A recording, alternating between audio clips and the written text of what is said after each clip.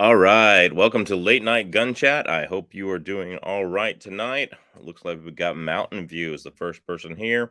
Yes, I busted my face pretty good, so I'm on YouTube Live with like a taped band-aid all over my face. I went to the hospital. So I have one of those little Coleman mini bikes, and I took it up to the Denali Highway with my friend hunting, and somehow the accelerator got stuck and the brake got broke.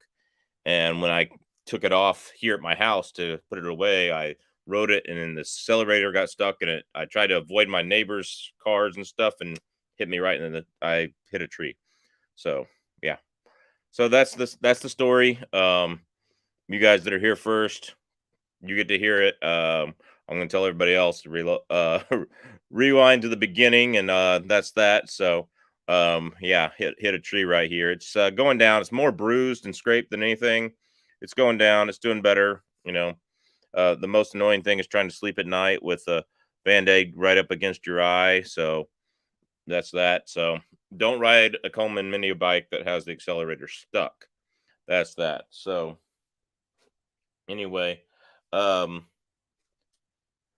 that's that. So anyway, what's up, GGW Reloading, Bending Ballistics?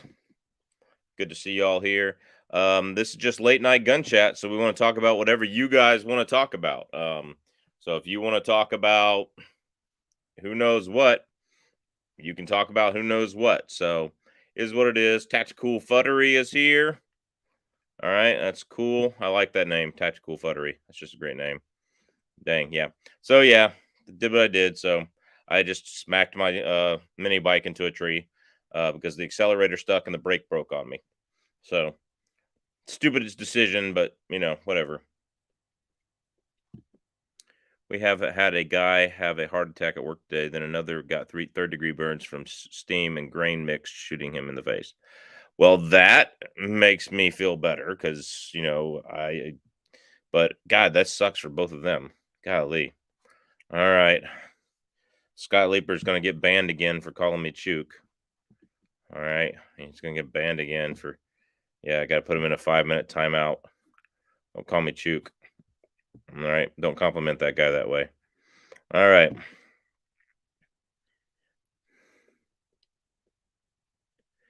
Just missed the story. Just got here. If you were back in Georgia, we'd assume you were still pursuing whitetail season.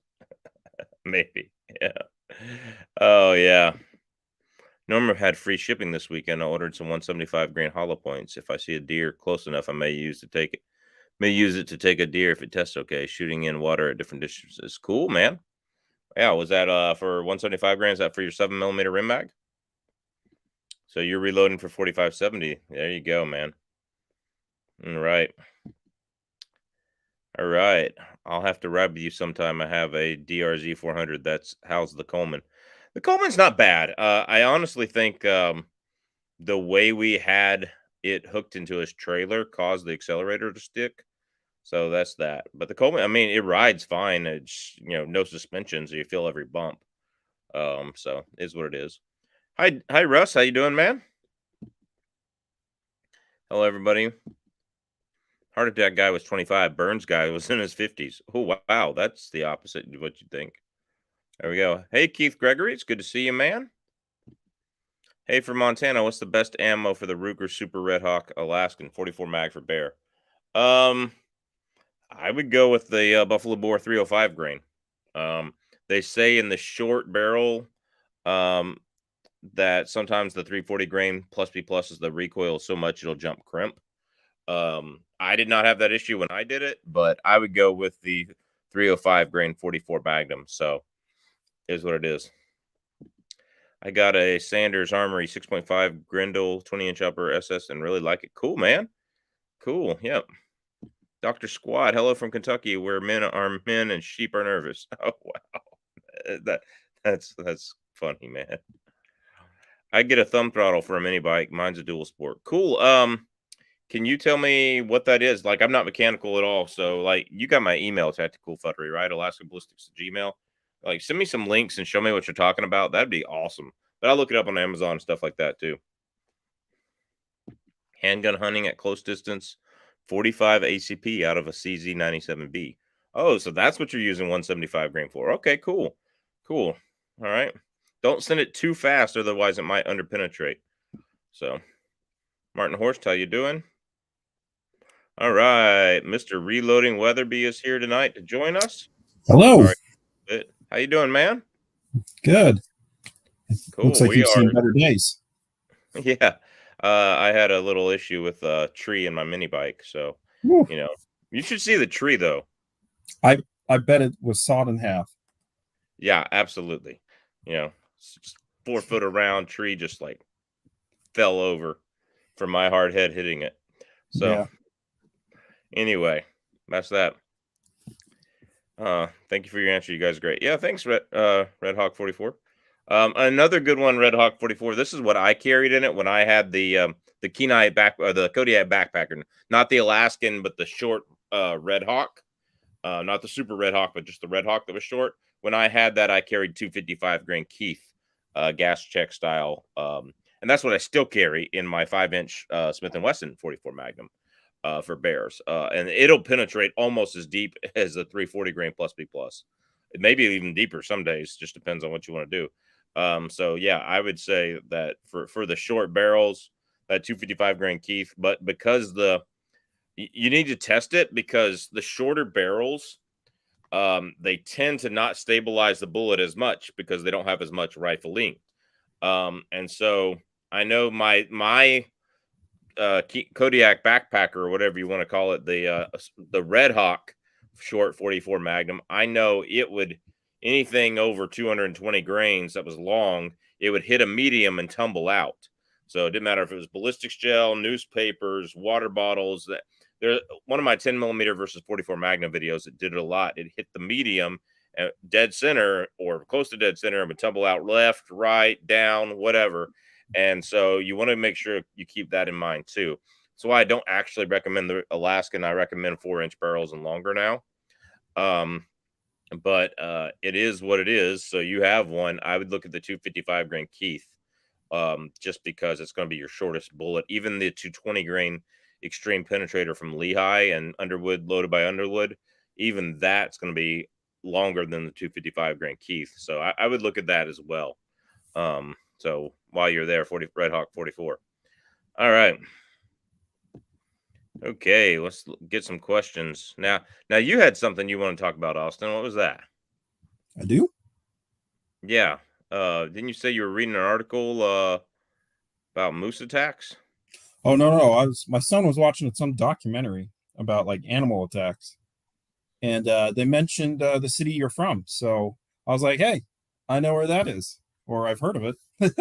Yeah, there you go. Yeah, Some lady named Karen got attacked by a moose. Karen gosh, you can't make this up. It's back. I'm not making it up. I think it's on Netflix. I'll have to send it to you. Yeah, that's amazing. Yeah. Oh man. Oh, Karen got attacked by a moose. Yeah. She's probably the one telling me you don't need bear spray and you don't need to carry a gun and you have to stomp. Yeah. Now, a moose attacks are actually more common than bear attacks, almost 3 to 1. Really? Yeah, people don't realize that. Like, I am much more scared of a moose in close encounters than I am a bear.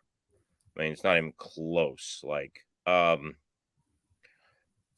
have been several times that I've only felt I was going to be attacked by a bear once. There was another one time I thought I was going to be attacked by a bear, but I was kind of in control of that situation. Like I had everything ready to go. I was just sitting there taking pictures with a gun in one hand, pictures, photographing the other, and doing what I could. And when the bear got tired of me, it started trotting at me, and I fired a warning shot. I didn't think I was ever in any danger there. Fired the warning shot, the bear went away. Right. Wasted a nice 155 grain XTP Underwood around from the 10 millimeter. But it works. Bear was alive. I was alive. I didn't get arrested for shooting inside a city park. But I had to call the police on myself for that. Oh. Yeah, I had to call the police on myself, let them know what I did. They got back to me 3 days later and wanted to make sure the bear wasn't injured. Fuck, did you listen to my message? I shot into the ground 2 feet in front of me. Yeah. Yeah. So anyway, and then another time, like the other time, it was a stare down for a good long while. Um, and the bear went away. That was just walking my dog again, both times, different parks. Um, but the stare down incident was a little bit more. But I've been afraid of a moose twice, where I thought they were really going to attack me. I came around the corner walking on a trail with my dog, and we were not 10 feet from I mean 10 feet, not yards, 10 feet from a spike fork moose. Yeah. And yeah, it had a little chicken bone sticking out of his head, as we call it, because it's got a little nub at the end, and it looks like a femur or something. And and he came around the corner, and he started taking about 4 trots at me, and I had my 1911 that I had at the time loaded with 255 grain Buffalo Buffalo Boar hardcast, and I had the bear spray in my left hand. I had popped the bear spray thing off, which says I always carry it in my left hand if I carry it. I had popped it off, and then was in the process of drawing my gun and pressing it down when my dog charged it barking and scared it off. Hmm. And then that dog thought she was the biggest, baddest thing in the woods and would chase every moose she saw after that. Only had one moose encounter. It was deer hunting. Moose at night just came running through our campsite. Didn't stop, just ran right through it. It was a little freaky. Yeah, I've actually had them do that to me too, but I was camping in my car, and it's kind of cool. But Yeah. but it had a baby too. So Mm. what's up, Grizzly Yeah. Crazy? How you doing? Best 45 Colt from 4.25-inch Redhawk for bear. Let's ban 9mm. That is the stupidest thing he's ever said. It's the most common gun. Yeah, good luck with that. Eastern here. Keep thinking Sonny Bono. I don't know what you mean by that. You must have been talking to someone else. What's up, the Trashman? How you doing? Gorilla HD made it back. So Gorilla HD's daughter is the one who designed my new logo. So Yeah. I want to give her some business. If you want a new logo, contact Gorilla HD on Instagram. He'll hook you up. She's not too expensive. Does great work. It's on the new shirts. It's on the new which I'm not wearing tonight because they're all dirty. But anyway, yeah. So yeah, go check out the new shirts, the Alaskan Ballistics logo and stuff. There's pillows and all sorts of stuff. Go check it out. It's in the down below, or will be. So and that's what it is. So big bore mini bike lives matter. You're good. You're good. You got me, the trash one. You got me. It's cool. I'll send you some link. I used to repair dirt bikes, 4-wheelers, and mini bikes in high school. I can tell you how to make it climb like a Rokon or be fast. I don't want it to be any faster. It's just fine as fast as it is. I did see some torque converters for it, man, and on Amazon, and I'm like, the only reason why I would even want one is getting it's not really rated to haul my fat ass up a hill. I think it's rated for 220 pounds, and I'm a little bit more than that. So, that's cool. Yeah, email me and I'll send you my phone number because I got some I got an old 4-wheeler too that's just maybe we can talk about it and figure it out. So I'm not mechanical at all. I can barely change the oil in my car. How I reload and build AR-15s, I don't know. I'm not mechanical at all. I can write symphonies, but you're way smarter on this kind of stuff, tactical futtery. So yeah, is what it is. And they're not even good symphonies. So anyway, all right.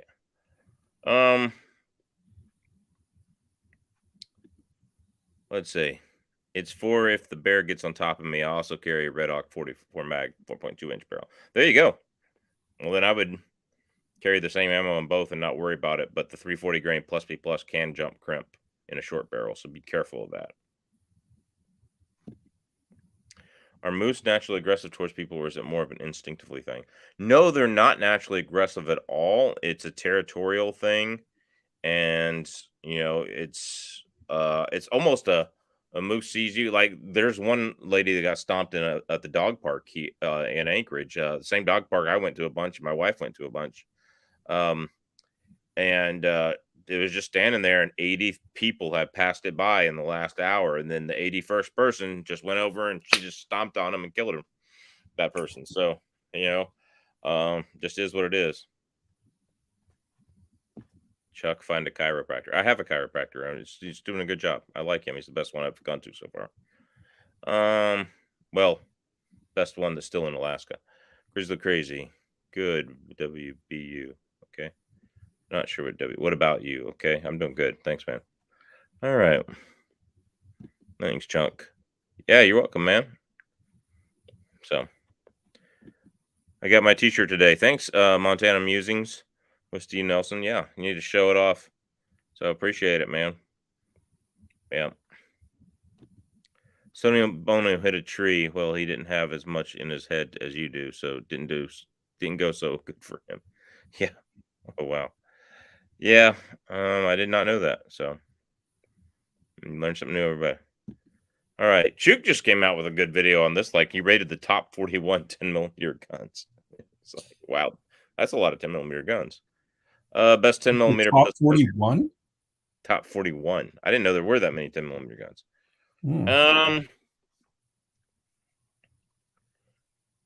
Taurus. I would have to say the best and most accurate one I've shot, and it was suppressed, was the Kimber target model, 1911 down at the IV 88 shoot. It was smooth. That one was well broken in. I know Kimber has some quality issues sometimes. That one was well broken in, very accurate. There was a 100-yard, 3-foot big gong down there, and we were just pinging it every time at 100 yards. Of course, it's 3-foot big, but is what it is. So, I would have to say that the smoothest shooting, a 6-inch target model 1911, it's going to be your smoothest shooting. The only people that make a double stack one right now, though, I think are Rock Island and Remington. If Remington's even making the guns. Excuse me. So for that, I would say, yeah. You're gonna have to go single action or single stack, and is what it is. If you want a double stack carry, I Glock's the best right now. The Springfield is second, second best. There's a lot of better features in the Springfield. I just think the durability of the Glock's a little better, and I shoot the longer Glocks more accurately, but that is me, So the Glock Model 40, 10mm really shines with a 6-inch barrel. You cannot get the real power without a 5-inch well supported barrel. So I like my Glock 20. It's nice. But the Glock Model 40 is the way to go. My Glock 29, love that too. So it is what it is. But and the Springfield OSP Elite or whatever is a good gun, both in the 3.8 and the 4.5. And but long slide 10mm is where it's at. Here's a good one. What are your thoughts on the Tank Folio or CZ 75 10mm? Well, it would be a CZ 97 10mm, not a 75. And the Tank Folio, they're pretty good. Chook's gonna let me borrow his new one. He let me borrow his old one for a few videos. It was good. Got about the same ballistics. It was a compact, so it got about the same ballistics as a Glock 29. A little bit better. And the Tank Folio, you feel the recoil more in an all metal gun. Like there's something about the polymer that absorbs recoil, versus the all metal gun. The all metal gun's heavier, so you think you wouldn't feel more recoil. It's just, I guess it just stings more, in my opinion. But yeah, they're pretty good. The CZs, I think they're custom shop only. I think they're like custom shop only. You got to pay out the wazoo for them, but that's that. Have you shot the 10mm Magnum? No, I have not. All right, y'all got to ask some rifle questions so that Austin can get involved here. So is it heresy? I've never shot a 10mm. I've shot 40 Smith & Wesson, 45 ACP, 9mm, 380, 22. Is it heresy?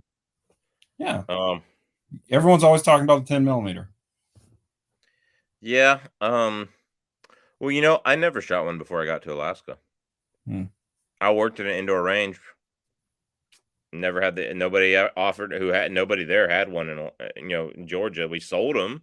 People go buy a Glock 29. They go buy a Glock 20, but we sold them. But yeah, is what it is. So, that's that. Worked with a guy who hunted with a 243 in Sitka. He went out one day and saw down a holler the biggest bear. It stood both feet at him and walked the other way. He bought a 338 the same day. There you go. Okay, Chuck, I have a question for you. 243. Would you say it is properly rated, overrated, or underrated? 243 Winchester. Properly rated. Okay. I would say it's properly rated. Most people know its limitations. Most people who hunt with it are not going after grizzly bear.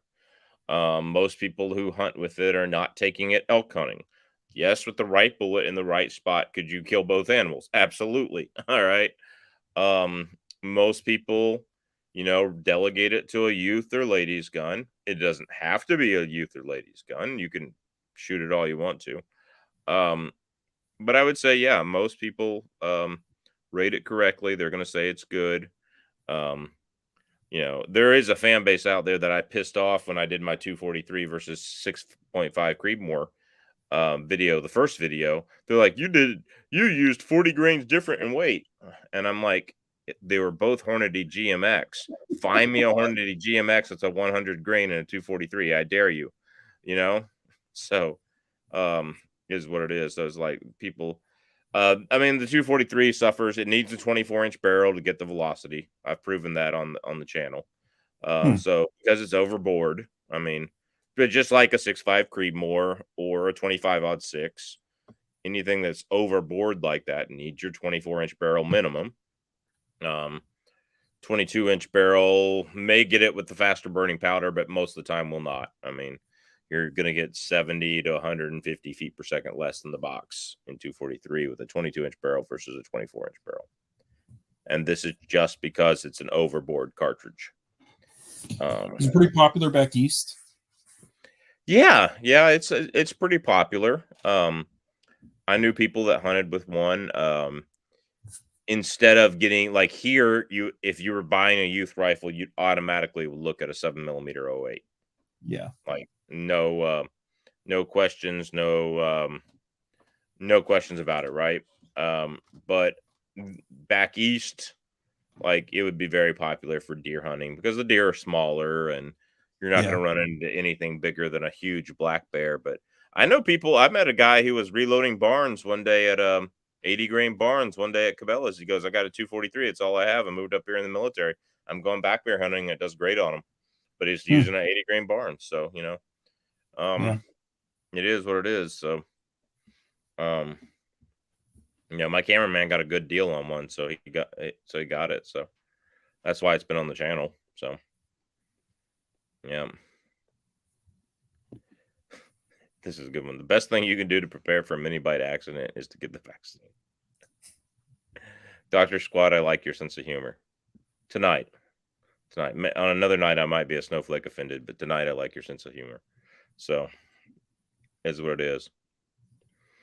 Now, this is a good one. I didn't think of this one. A 1076. That is a good 10mm pistol. Yeah. KKM barrel, that's that. Yeah, Para Ordnance made a double stack 1911, but did they make it in 10mm? That's the question.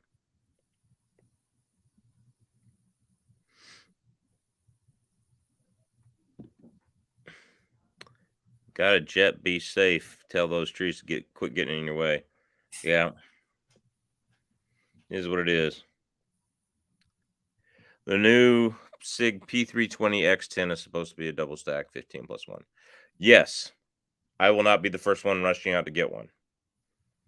And the reason why I won't be the first one to rushing out to get one is because you know how Sig screws up their first generation of a certain gun. The P365 had issues. They had to send them all back and do a recall. The P320 had the drop fire issue.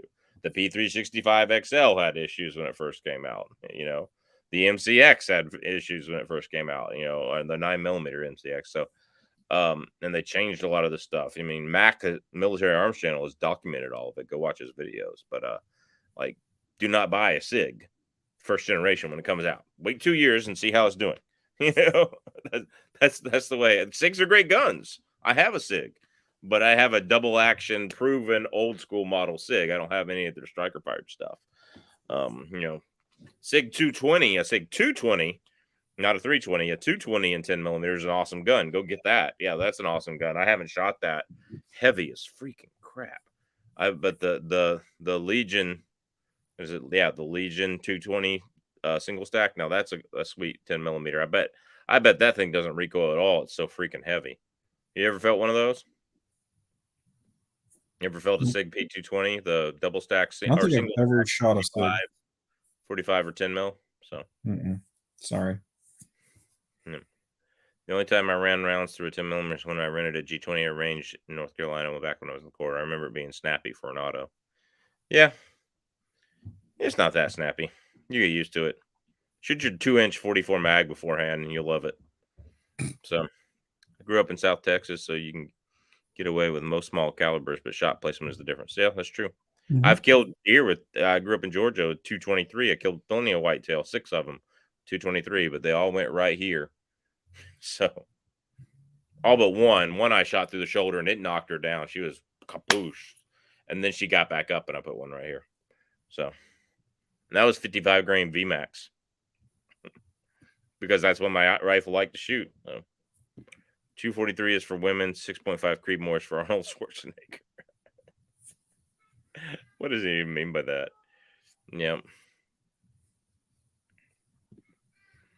1076 is very hard to find new magazines on market today. I bet. Sig makes early adapters. They're beta testers. Yeah, early adopters, exactly. I've shot 30-06 or 38 just because I like the calibers. Absolutely. Good calibers. Cartridges, I guess. Yeah, good cartridges. That'd be the right word for it. All right. Well, it's like we're doing that. And that's that. So I didn't get any reloading done today. That was my biggest thing. I was going to finish my 10mm reloading. I've got all my 155 grains loaded. I've got part of the video filmed on that already. But I have not gotten my 180 grains loaded, and I got to finish that and finish chooks before I change the powder in the powder hopper. And then I'm loading 300 Win Mag for our video. So we're going to do a video together. Y'all that in the next few weeks. Guys, be looking for that in the next few weeks. I'm just saving up almond milk cartons so I can actually do the video right now. There you go, man. All right. Evening, gents. I've got a Sig 1911 and 10mm. Love it. Sig 1911s get a bad rep because they have an external extractor, but it runs reliable and is a soft shooter because it's heavy. Yeah. I've never had an issue with the Sig 1911. I've shot a couple of them. They were always great. Very accurate. Very fun to shoot because they were heavy. Yeah.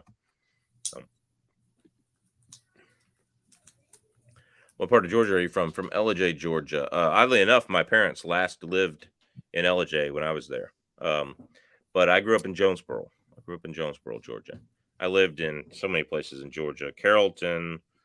I didn't live in Ellijay. Carrollton, LaGrange, Greenville, Thomaston. Seems like there's another place, but Hampton. So kind of South Atlanta, southwest of Atlanta for a while there. This service over 100 years old. Do not shoot it. There you go. For my 1076, I have 1,400 rounds through it and no jam. I got 12 magazines for it. I bet you do. I'll make sure you do that. So what's your hunting plans this year, Austin? What do you got hunting? Well, I didn't draw out for deer. So a little bummed for that. Not sure how it works in Alaska, but there's too many people now in Utah where you basically have to draw out for a general deer tag. Oh, wow. Yeah. That's not cool. There's too many hunters here.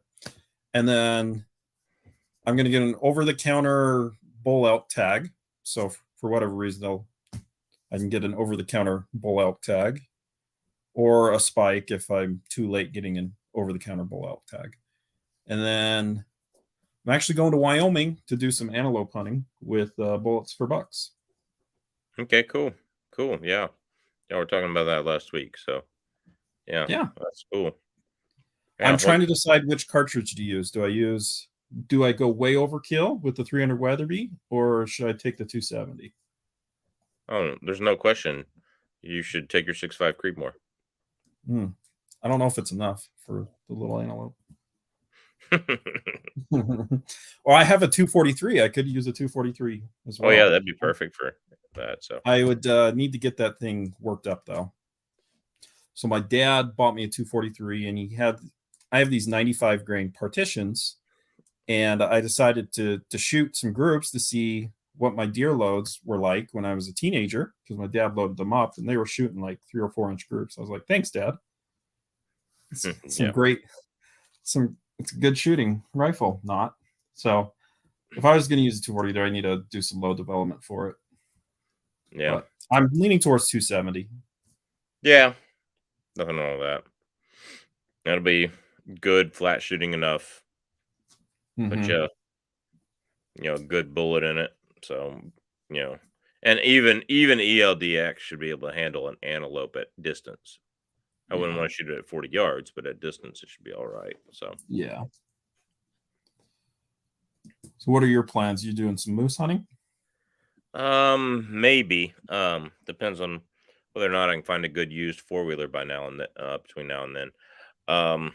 Because I'm not carrying a moose out on my back. Maybe I might do some moose hunting. I might not. I'm playing Bullets for Bucks is coming up here. We're gonna hunt caribou off the Dalton Highway. Got to go 5 miles out away from the highway before you can hunt. That's because the oil pipeline's there. So it is what it is. We're gonna do that. We're gonna go in a place where we can hike out and pack raft back. Use our pack rafts. So, sounds like a lot of fun. Yeah. So we're gonna do that. That's my big one this year, and that's 10 days up there. So, yeah, my biggest thing is with my particular diet, I'm not sure I can carry 10 days worth of food. So you can't do any like freeze dried food. No, most of the freeze dried Mountain House meals and stuff, they either have dairy, gluten, soy, beans, pork. There's not a all organic vegan. Even when there is a vegan, it still has wheat because wheat is vegan. So it's like, So I mean, and I eat meat, so I'm not into it. I'd have to freeze dry my own meals, and freeze dryers are expensive. All right, question for you. Reloading Weatherby, what did you study at BYU? Go Cougs. Also, do you have any recommendation for a perfect crimp? I have a hammer hunter bullets that require a crimp. I love for crimping. I love the Lee factory crimp dies, man. They work well. I don't like a lot of stuff by Lee, but Lee, and that's just me preference. But their factory crimp dies work really, really well. That's all I'll crimp with anymore if I can find it for that caliber. Go ahead. All right, to answer your question, hopefully you can see this. Let's see. I was music performance. So I play bass trombone. That's the only way I got into BYU. BYU is a pretty hard school to get into, academically wise. And I was on scholarship for music performance. And yeah, I haven't used a crimp other than reloading like straight walled cartridges.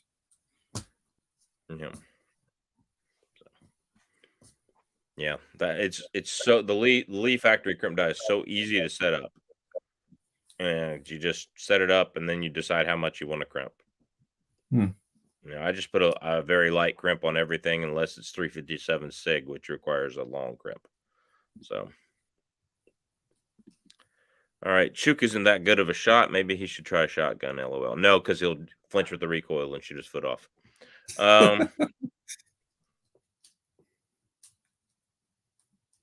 Uh-oh. Did I say that out loud? I said that out loud, didn't I? All right. Oh, well. So, anyway. It froze on me, so I didn't hear anything. Right. Oh. Okay, so I think he's answering like analog question. I'll take my 240 Weatherby Mac. Yeah. Yeah. He'll take his 240 Weatherby Mac. That'll work. Okay, red dot question. Circle dot or ACSS? Any thoughts on a 300-yard carbine? First of all, I like an LPVO over it because I like to be able to go beyond 300 yards if I need to, or see at 300 yards, see my target well at 300 yards if I need to. So I like an LPVO. It's a matter of preference. I still prefer a first focal plane LPVO with some type of crosshair, mill crosshair. And that way at 1 power, I can turn it on, the illumination on, and it's a red dot. Flip it up to 4 power, turn the illumination on or off if I want to. And it's a scope, a real scope. So I prefer that on all my guns. I have just a circle dot on my little Holliston on my carbine right now. I plan on upgrading when I can. So that's that. I do like the ACSS reticle, but I think that'd be a good all-around compromise. But yeah, definitely, I would rather have it in an LPVO myself. I'm a low-power variable optic, 1 to 4, 1 to 6, 1 to 8, 1 to 10 now. That Sig has a nice 1 to 10 out. I think I've got a thing on my MeWe page for it. You can go check out my MeWe page, Martin, and message me if you don't have a thing for it. So is what it is. All right, Gorilla HD, have a good one, man. You're probably already in bed by the time we got this one. 4 a.m. Yeah, on that coast, the 4 a.m. comes real early. Killed my first deer when I was 12 with my dad's Winchester's Model 70 and 243. Nice little rifle, and the 243 works fine for whitetails. Absolutely does. Yep. All right. I had a Browning 243 mountain rifle. Great for coyote. Yeah, there you go.